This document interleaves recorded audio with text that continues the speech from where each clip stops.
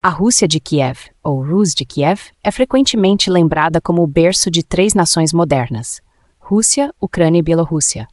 Mas o que essa entidade medieval realmente representa?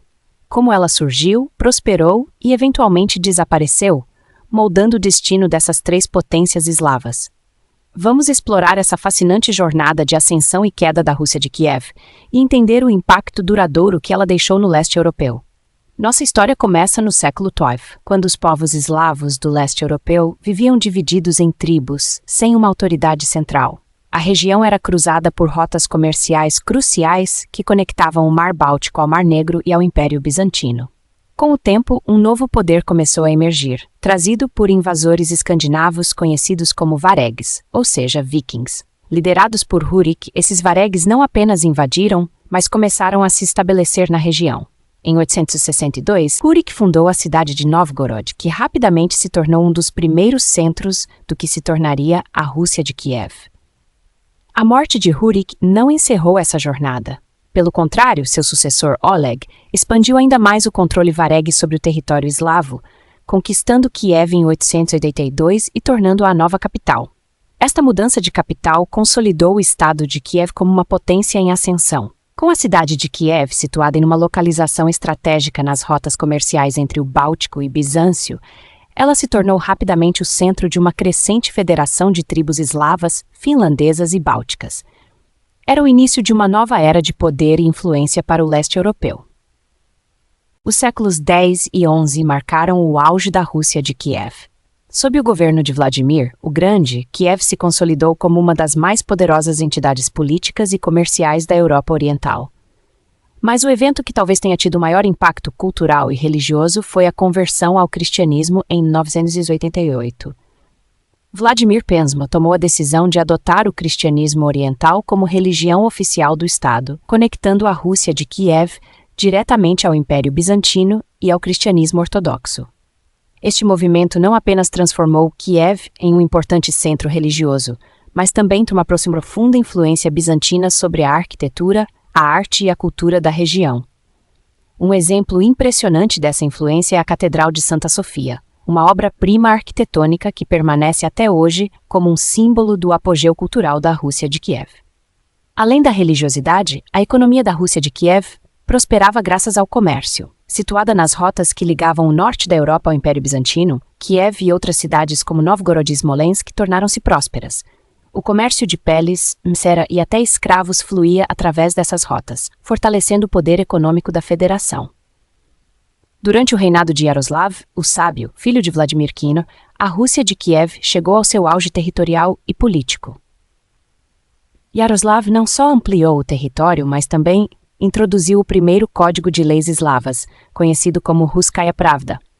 Esse código estabeleceu uma base jurídica sólida, que regulava a vida social e econômica da Rússia de Kiev. Mas, como muitos grandes impérios, o auge da Rússia de Kiev foi seguido por seu declínio. A morte de Yaroslav o Sábio em 1054 precipitou uma série de problemas internos. O reino foi dividido entre seus filhos, o que levou a lutas internas pelo poder.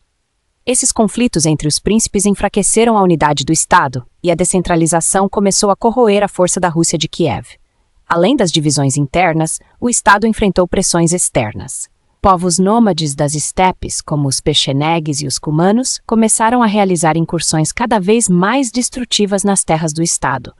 Essas invasões devastaram não apenas as áreas agrícolas, mas também as rotas comerciais, corroendo a base econômica da Rússia de Kiev. Outro fator decisivo para o declínio foi a mudança nas rotas comerciais globais.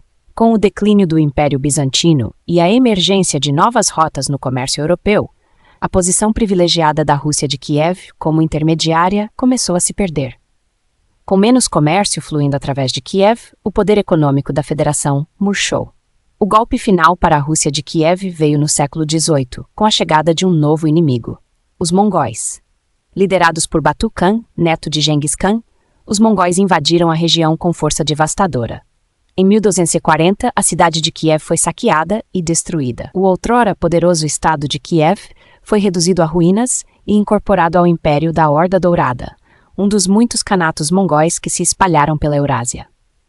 Com Kiev em ruínas, Novos centros de poder começaram a emergir ao norte, como Novgorod e, eventualmente, Moscou. Moscou, em particular, se tornaria o núcleo do futuro Estado russo, que reivindicaria a herança cultural e política da antiga Rússia de Kiev. O impacto da Rússia de Kiev não desapareceu com sua destruição. O legado dessa federação medieval ainda está profundamente enraizado nas culturas da Rússia, Ucrânia e Bielorrússia. Kiev, conhecida como a mãe das cidades russas, permanece como um símbolo da origem comum dessas nações. A conversão ao cristianismo ortodoxo deixou uma marca indelével na região, que continua a ser uma das mais fervorosas defensoras da fé ortodoxa até hoje. As tradições religiosas e culturais que começaram em Kiev ainda são celebradas em catedrais, igrejas e festivais que remontam à era da Rússia de Kiev. Além disso, o Código Legal da Russkaya Pravda estabeleceu as bases para os sistemas jurídicos eslavos que viriam depois, enquanto a rica herança arquitetônica e literária floresceu durante o auge da Rússia de Kiev, influenciando gerações futuras. A Rússia de Kiev pode ter sido destruída pelos mongóis, mas seu impacto ainda reverbera ao longo dos séculos. Ela lançou as bases para as nações eslavas orientais e moldou suas identidades culturais e religiosas de maneira profunda.